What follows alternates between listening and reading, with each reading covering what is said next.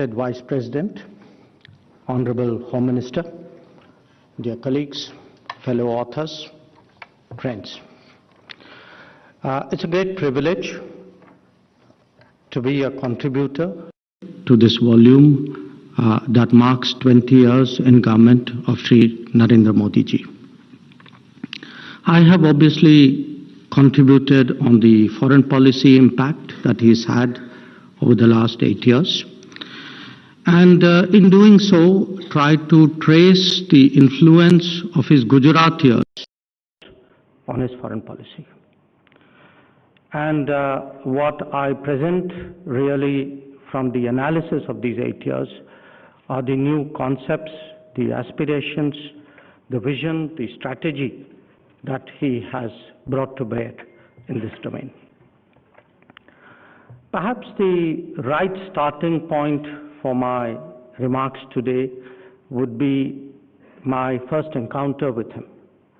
And this was 10 years ago, 11 years ago, November 2011.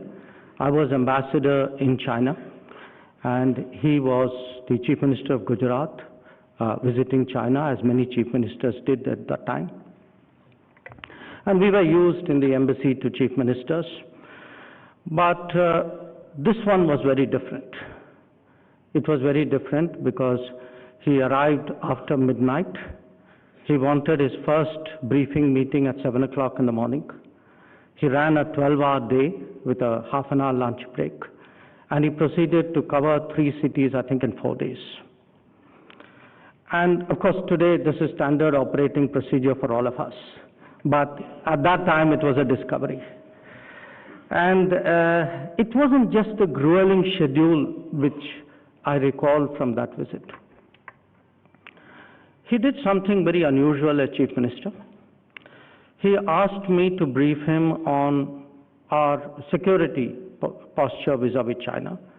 At that time, we were having problems. Some of you may recall stapled visas, border map projections, and the terrorism. And the point he made was, I may be Chief Minister of Gujarat, but I'm a citizen of India. When I go outside, I will not be 1 millimeter different from what is our national stance. The second was, again, Chief Ministers typically come to promote their states, but he was worried about the economic imbalance between India and China. And the third recollection I have, 11 years ago, we had some Indian citizens, they happened to be jewelers from Gujarat, who were in prison in China at that time. And he was very concerned about getting them released.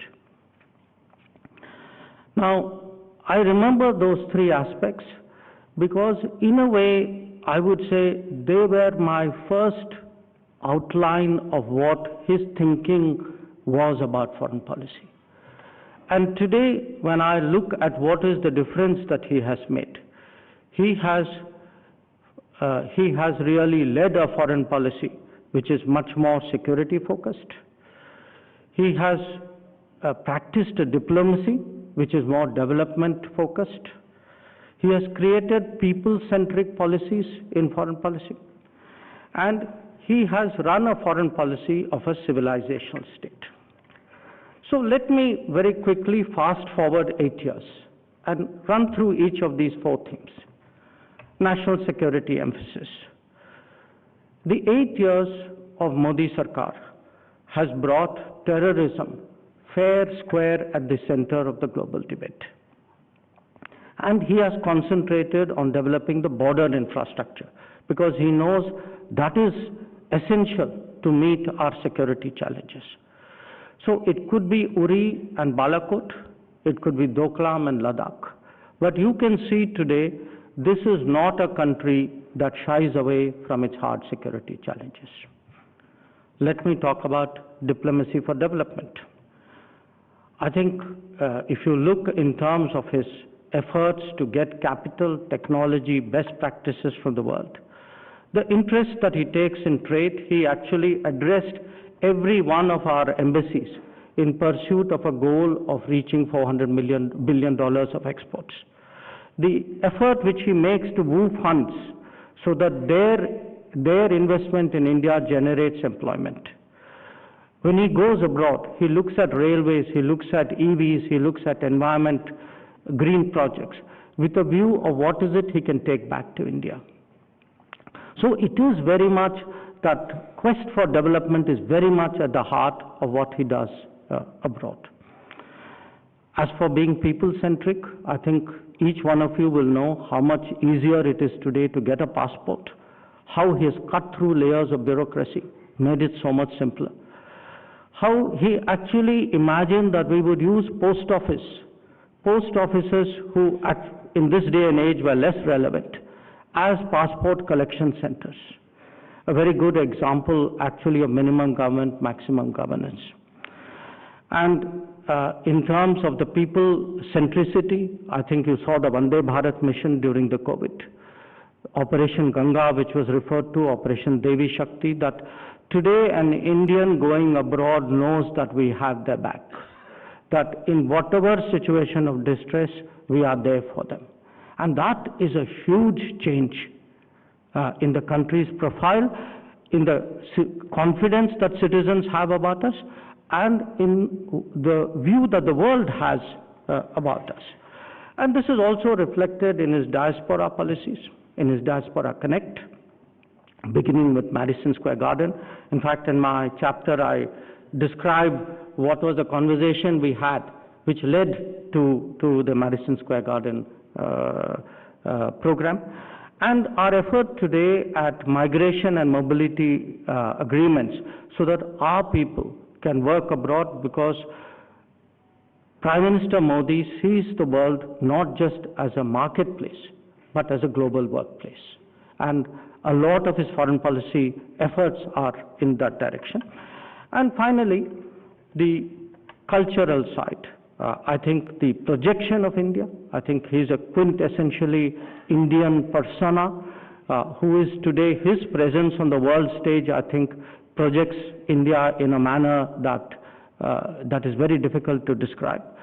But it is reflected in initiatives on the International Day of Yoga, on the propagation of Ayurveda. In fact, even on an assertion that we are not just followers of democracy, we are actually owners of democracy. In many ways, we are founders of democracy. It is deep in our culture. Our pluralism is actually one of the traditions, one of the histories on the basis of which democracy has developed. So these, to my mind, are the big changes which have happened, as I said, not just in these 8 years, but in the years preceding those where they struck roots. But I also see them reflected in greater conceptual clarity, in the idea of a non-reciprocal generous neighborhood policy, in the idea of a ocean space, a Sagar policy, where we are the first responders, in extended neighborhoods, whether it is the Gulf, Southeast Asia, or Central Asia, in an independent and confident posture in the world, where we can engage all the major powers on our terms, knowing our interests and getting our outcomes, and in expanding our global footprint. I can also assert with a great deal of evidence that he has shaped global agenda. Again, some of it goes back to the Gujarat years, the interest in solar, for example, which has led to the Solar Alliance today. His earthquake recovery efforts, which has created the Coalition for Disaster Resilient Infrastructure. His emphasis on putting black money, terrorism, digital, SDGs on the global agenda. So here is a Prime Minister who has actually propagated and practiced a policy of India first.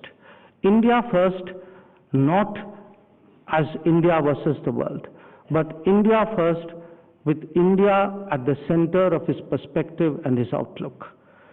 And that is his ability actually to harmonize India and the world is exactly what led him to undertake the Vaccine Maitri initiative. So to sum up, the chapter that I have in the book actually lays out what I would say, is the paradox of Narendra Modi. A visionary, but a person of great detail. A culturally steeped person, very deep in our heritage, but a great modernizer. A very strong nationalist, but a very believing internationalist. So, as they said, happy reading.